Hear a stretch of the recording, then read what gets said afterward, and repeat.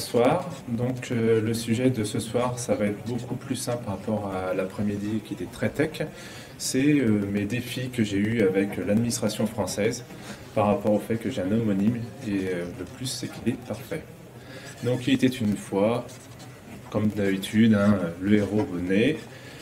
Mais le problème, c'est que de l'autre côté, autre part en France, j'ai une personne qui a le même nom et prénom, qui naît aussi en même temps. Donc, on est homonyme. En effet, donc la définition d'un homonyme, c'est quand les deux individus portent le même nom et prénom. Donc, ce qui m'empêche en plus, des fois, quand on est au niveau mondial, de ne pas avoir des problèmes avec des comptes, d'email ou d'avoir des pseudos sur des réseaux sociaux. Et l'homonyme est parfait quand la date de naissance est vraiment identique. Et donc, ce qui m'a donné du fil à retordre avec l'administration. Et vu que c'est à la mode, l'IA et tout ça, de plus en plus on a des chatbots. Et ça, l'IA ne comprend pas qu'il y a la possibilité d'avoir un homonyme parfait. Donc je pense qu'il faut encore avoir une petite porte avec l'humain derrière pour expliquer comme quoi il y a deux individus et que ça soit plus compréhensible. Parce qu'au niveau informatique, c'est un peu compliqué. Je vais faire un peu comme tout à l'heure. Quel type de personnalité? Est-ce qu'on a des étudiants dans la salle? D'accord. Et est-ce qu'il y a des ops et des développeurs? Ça se trouve, ouais, c'est encore la même chose que tout à l'heure, les ops à droite et les devs à gauche. Donc voici un peu l'agenda de ce soir. Donc plein de petites histoires, histoire de terminer l'après-midi en beauté tranquillement. Donc tout se passe bien jusqu'à mes 18 ans, pas de souci, et je m'inscris au permis. Et ce qui se passe, c'est que mes parents, ils me disent, on va attendre, on va faire la conduite de compagnie, et on va prendre les feedbacks de tes collègues, comme ça on va prendre une auto-école qui est plutôt bonne. Donc c'est ce qui se passe, j'attends un an, et après je fais mon inscription pour la conduite accompagnée. Donc ça, il n'y a pas trop de problème, jusqu'à que mon auto-école me contacte en disant, il y a un souci, la préfecture refuse ton dossier, parce que tu es déjà inscrit à une autre auto-école. Je dis, non, il doit y avoir un problème, prenez le numéro de carte vitale. Et donc on fait un peu un push-force, et on n'entend plus rien parler. Donc j'arrive à passer mon permis du premier coup, pas trop de soucis. Puis je fais des jobs d'été, et j'ai la chance d'aller visiter un ministère, le ministère de la Marine, en face de la place de la Concorde. Et le ministère me contacte en disant il y a un souci, les informations que tu donnes par rapport à ton adresse ne croisent pas avec le service des impôts. Il y a un souci, les données personnelles ne matchent pas. Là, pareil, mes parents, même le dirigeant de la petite TPME dit j'ai la personne en face de moi, elle m'a donné ces coordonnées-là, il doit y avoir une erreur. Et voilà. J'arrive quand même à visiter, par chance, mais deuxième écho d'un souci. Et étant étudiant, je fais une demande de bourse auprès de la CAF. Donc vous savez, ces petits dossiers à constituer qui prennent du temps et qui demandent plein d'éléments. Et pas de problème, je perçois le premier mois, deuxième mois de CAF, donc de location au logement, pas de souci. Puis après, je reçois une lettre de la CAF qui me dit vous êtes inscrit à la CAF de Toulouse, merci de rendre l'argent que vous avez perçu de la CAF de Lyon. Et allez, rendez les 1700 €.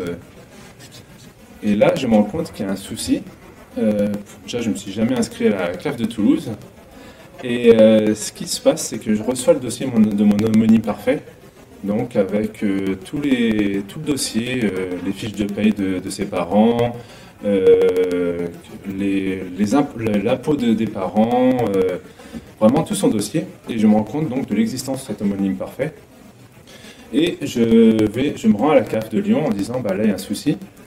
Et déjà la personne elle ne comprend pas trop à l'accueil sur quel service taper. Un humain et après on verra. Au pire, après on se balade de personne en personne. Et ce qui se passe, c'est qu'ils voient bien sur le dossier, comme quoi mon dossier avec mon homonyme a été mergé, mais ils n'ont pas un fonctionnement unmerge. Donc ils me disent, refaites à nouveau une demande.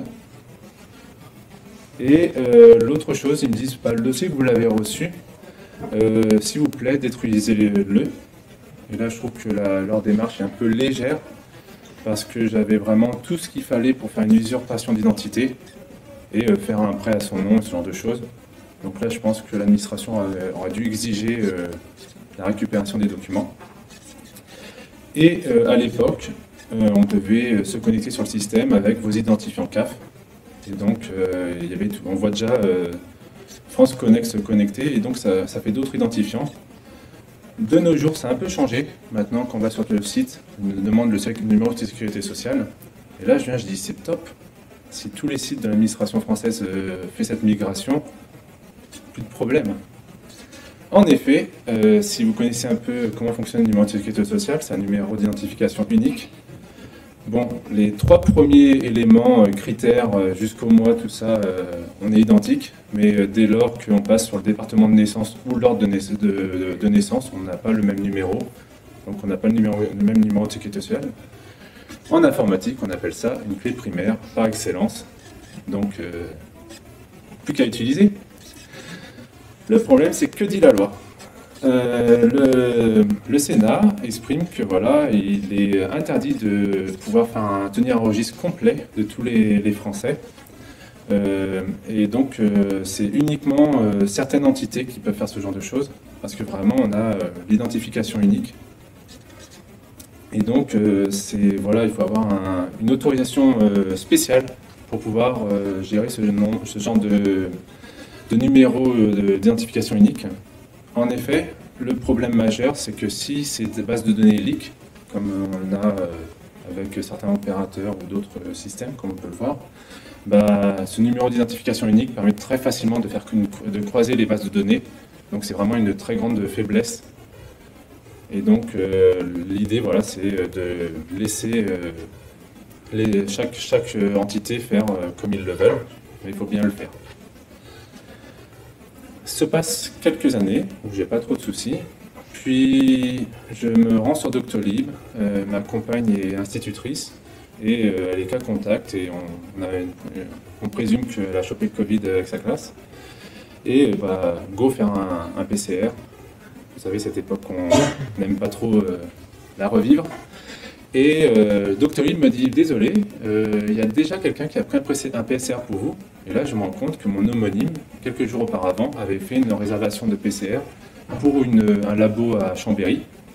Et interdit de supprimer le rendez-vous, obligé d'appeler le laboratoire.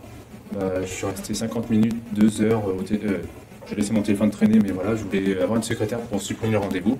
Impossible. Et ce qui s'est passé, c'est que Doctolib, quand mon homonyme parfait a pris sa réservation par téléphone ou sur place, a dit nom, prénom, date de naissance, et la secrétaire a mis ça sur son outil de rendez-vous, et automatiquement Doctolib a dit j'ai un compte pour cette personne-là, donc le rendez-vous est lié à ce compte. Pas trop de problèmes, par chance, moi j'ai pu faire mon test en me rendant sur place, en me disant oui mais vous devez faire votre demande sur Doctolib, oui mais là j'ai un autre problème, on vous expliquera ça plus tard. Et je me suis dit quand même qu'il y a des risques, parce qu'à l'époque, si je souhaitais faire une chirurgie d'urgence, il fallait avoir un test négatif de moins de 72 heures. Et là, j'étais sur l'outil, j'étais incapable de prendre ce genre de rendez-vous. Je me suis dit, je vais faire une démarche voilà, d'amélioration. J'ai fait un ticket auprès de Doctolib en expliquant la situation, en disant moi-même, je ne peux même pas désassocier le rendez-vous de mon compte. Et ça m'empêche de faire cette démarche. Et en plus, comme ils disent, on respecte les engagements forts pour protéger nos données de nos utilisateurs. Mais là, le laboratoire de Chambéry a eu accès à mes données sans que j'autorise. Je leur ai un peu insisté en disant, moi j'aime bien, par rapport à la RGPD, essayer de savoir s'il y a eu intrusion ou pas, du moins avoir l'audit des logs, mais j'ai pas eu de suite. Et dans certains systèmes, des fois, quand vous êtes en train de changer de mot de passe ou de faire une association de comptes, vous avez un lien pour confirmer que c'est bien vous. Ça, Doctolib aurait pu dire on pense que vous avez pris ce rendez-vous-là, merci de le confirmer sous 48 heures. Et là, j'aurais décliné l'association. Bon, j'arrive à faire mon PCR, il n'y a pas trop de soucis. Puis, pareil, je dois aller voir la famille. 70 personnes. Je me dis, si on veut être safe, il est préférable de faire un nouveau test. Comme ça, on est tranquille. Je me rends en pharmacie pour faire ce petit test. Et je leur passe la carte vitale. Et ils me disent, vous souhaitez qu'on vous envoie vos résultats à Toulouse? Non, je suis au bout de la rue là. Et donc, SysDep, qui est ce système d'information de dépistage, n'ont pas accès au numéro de carte vitale et a fait l'association très rapidement, nom, prénom, date de naissance, voilà les données que nous avons. Et je me suis posé des questions, parce que comme j'ai des enfants, j'utilise France Connect, et je ne sais pas si vous utilisez ce système-là, mais moi j'utilise par exemple pour aller sur le système laclasse.com, qui est un site de Lyon, il me semble aussi, de l'éducation nationale, et qui permet d'associer un enfant à votre compte. Et là je me dis, le système, quand on regarde, nom, prénom, sexe, adresse email. Ok, l'adresse email elle pourrait passer, mais voilà, il n'y a pas le lieu de naissance. Donc il suffit que l'adresse email soit juste pour m'envoyer des mails et pas utilisée pour l'authentification. Mon homonyme aura pu usurper mon identité sur le système. Et donc il suffisait juste de savoir prouver s'il connaissait la date de naissance de ma fille, c'est fini. Je ne pouvais même plus accéder à l'équivalent de Pronote sur le système. Et c'est un peu la faiblesse de l'identité pivot, parce que voilà, principalement dans leurs exemples, ils disent nom, prénom, date de naissance. Et ce qui est souligné, c'est la ville, mais c'est pas préconisé. Et donc, il peut y avoir ce genre de problème. D'autant plus que le risque est un peu partout. Récemment, j'ai déménagé. Il y a un service de public qui permet de faire ce changement sur plein de systèmes à la fois. Donc de venir taper sur plein de systèmes. Bon, par chance, France Connect récupère mon lieu de naissance. Mais là, il faudra que le service appelant, l'API sur lequel France Connect va appeler, traite aussi le lieu de naissance. Parce que sinon, je vais changer l'adresse de mon homonyme sur sa caisse de retraite, sur sa... Donc là, ça sera... je pourrais faire des retours peut-être dans quelques mois, il faudra que je le contacte éventuellement, si j'y arrive. Mais là, j'ai peut-être fait un gros big boom, on verra ça. Et donc, il y a ce genre de soucis où le mystère plane toujours, il y aura plein d'histoires. Pour l'instant, on est tous les deux vivants, donc on n'a pas trop de soucis. Le jour où un de nous deux passe à la trappe, l'autre aura des soucis. Et aussi l'histoire de si lui devient interdit bancaire ou moi, pareil, les banques ne font pas forcément ce lien jusqu'à le lieu de naissance. Et en parlant de ça, durant le camping des speakers, j'ai entendu d'autres galères administratives. Alors j'ai déjà parlé à la mienne. Quand je déménage, là je suis en train de déménager chez Belle-Maman, j'aimerais juste changer le numéro de compte de ma fibre, de mon eau, et que ma Belle-Maman mette ça sur son nouveau logement. Ça c'est pas géré par défaut. Pour eux, un déménagement, c'est forcément on coupe. Il y a forcément une coupure de service. Et ça, c'est pas bien réfléchi. Il y a aussi les municipalités qui renomment les rues. Et donc, même question, quand on est en full télétravail, comment on fait pour maintenir la fibre et pouvoir changer son adresse? Ou quand vous faites des fusions de communes, le nom de la ville change. Pour eux, EDF ou un fournisseur d'accès, pour eux c'est un déménagement, donc forcément il y a un changement de point de livraison. Donc heureusement qu'il y a encore des humains au téléphone. Ou récemment les rues Abbé Pierre qui vont subir ce souci-là. Il y aura plein de personnes qui auront ces galères administratives. Il y a aussi les écrasements de lignes, donc des personnes qui étaient propriétaires et qui font des actions alors qu'on était en couple. Les erreurs médicales. Donc homonyme parfait. Des fois c'est tellement dans la rapidité qu'il peut y avoir ce genre de soucis. On a eu même une explication qu'une personne avait été déclarée trop rapidement décédée. Et donc maintenant à chaque fois elle est obligée de prouver qu'elle est vivante et que c'était une erreur médicale. Et donc elle a à chaque fois son gros dossier pour prouver que son numéro d'identité est toujours valide. Les erreurs administratives, donc comme je disais la carte d'identité. Et à vous, dans les commentaires ou après, à me raconter la suite si vous avez eu ce genre de galère. Donc qui suis-je? Je suis David, je suis lyonnais, j'ai fait mes études là-bas, je suis parti 2 ans au Brésil, j'ai travaillé un peu dans la Sophia Antipolis chez Amadeus, j'ai travaillé 5 ans chez OVH, et là depuis 3 semaines je suis chez Agicap à Lyon, qui est un outil pour avoir de la trésorerie pour les entreprises, donc c'est du B2B en temps réel, et donc de pouvoir faire des forecasts à court et moyen terme, et donc d'avoir ce grand dashboard limite digne des comptables. Peut-être vous connaissez Agicap à travers Thomas, qui donne des talks et beaucoup dans le monde des LED.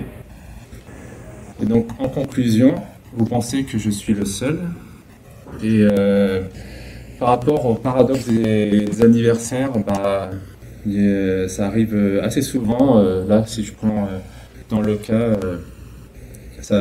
rapidement, si on prend une personne, une grande conférence, il y aura des personnes qui peuvent avoir des homonymes avec les prénoms. Au niveau français, on pense que ça serait donc au niveau 6000. Et sur un grand nombre de personnes, il y a plus de 90%, là on est sur 100 000 personnes, il y a plus de 90% qui ont au moins un homonyme parfait. Pour ceux qui aiment bien les maths, voici... Moi, je ne suis pas allé challenger ces chiffres-là, mais c'est vrai qu'en université, on entend souvent le paradoxe des anniversaires. Ça se passe aussi avec les homonymes. Pour moi, nul n'est censé ignorer la loi, et je trouve que ma devise, c'est aussi nul développeur est censé ignorer la sécurité. C'est pour ça que je fais du DevSecOps. Et voilà, un grand merci aux bénévoles et aux organisateurs de Cloud Nord, et place à la keynote. N'hésitez pas à faire votre feedback.